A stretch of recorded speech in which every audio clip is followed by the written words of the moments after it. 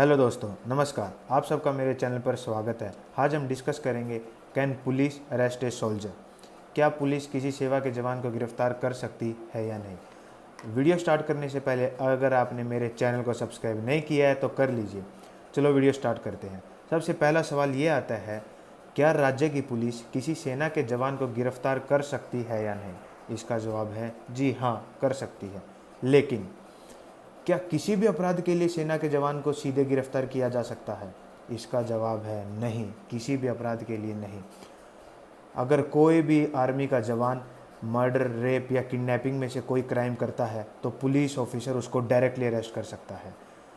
लेकिन अगर इन तीनों में से जवान ने कोई भी क्राइम नहीं किया है, मतलब रेप, मर्डर, किडनैपिंग में से उन आर्मी के ऑफिसर ने कोई दूसरा क्राइम किया है इन तीनों से अलग, तो पुलिस वाले उसको डायरेक्ट अरेस्ट नहीं कर सकते। अगर वो करते हैं उनको डायरेक्ट अरेस्ट, तो उन्हें एक प्रोटोकॉल को फॉलो करना पड़ता है।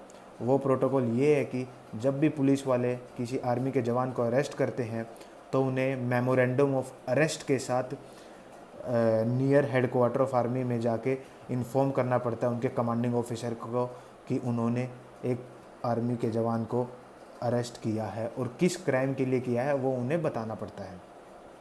अगर पुलिस वालों को 2 घंटे से ज़्यादा अगर आर्मी के ऑफिसर को अपने पास पुलिस स्टेशन में रखते हैं तो उन्हें इसकी भी परमिशन लेनी पड़ती है कमांडिंग ऑफिसर से। और मेन प्रिविलेज आर्मी ऑफिसर के जवान को ये मिलता है कि कोई भी आर्मी के जवान को हथकड़ी नहीं पहना सकता। कोई भी पुलिस वाले का अधिकार नहीं है कि वो आर्मी के जवान को हथकड़ी पहनाए, ये उनकी इंसल्ट मानी जाती है। तो ये प्रिविलेज दी गई है हमारे आर्मी के जवान को। और अब हम बात करते हैं कोड ऑफ क्रिमिनल प्रोसीजर 1973 के कौन से सेक्शन अप्लाई होते हैं जो प्रिविलेज देते हैं मेंबर ऑफ आर्म्ड फोर्सेस को। सबसे पहले सेक्शन आता है section 45, privilege in matter of arrest. अगर कोई भी आर्मी के जवान या आर्म्ड फोर्सेस के जवान ने ऑन ड्यूटी क्राइम किया है तो पुलिस वाले उनको डायरेक्टली अरेस्ट नहीं कर सकते। उन्हें सबसे पहले सेंट्रल गवर्नमेंट की परमिशन लेनी पड़ेगी। अगर आर्मी के जवान ने ऑफ ड्यूटी कोई क्राइम किया है तो उन्हें इमीडिएटली अरेस्ट के होने के बाद कमांडिंग ऑफिसर को इन्फॉर्मेशन देनी पड़ेगी। इमीडिएट अरेस्ट के बाद कमांडिंग ऑफिसर को उस अरेस्ट की full information with memorandum of arrest देना पड़ता है।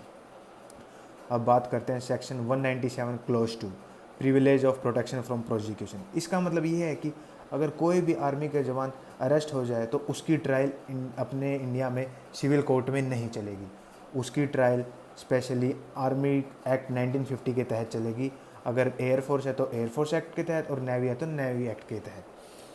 तो इसका मतलब यह है कि ट्रायल सिविल कोर्ट्स में नहीं चलेगी, प्रोसिक्यूशन सिविल कोर्ट में नहीं चलेगा।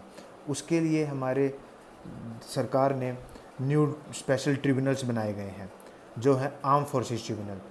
मैं अगर थोड़ा वो ट्रिब्यूनल को बता दूँ, ट्रिब्यूनल वो होता है जो स्पेसिफिक मैटर से डील करता है।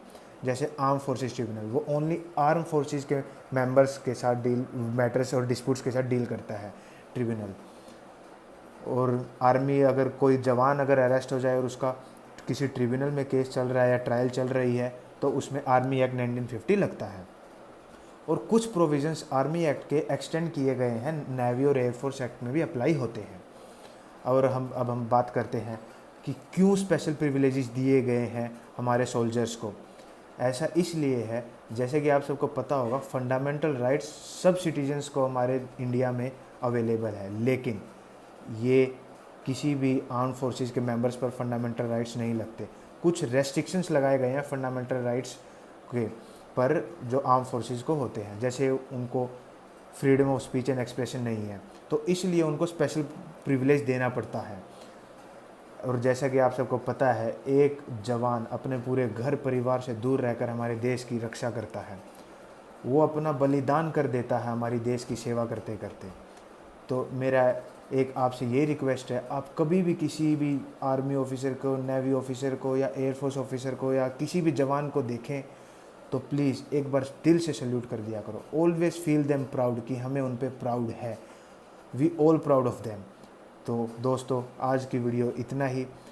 आपको वीडियो अच्छी लगी तो लाइक कर दीजिए। अगर आपको कोई भी डाउट है तो कमेंट्स में बता दीजिए, मैं आपका जवाब दूंगा।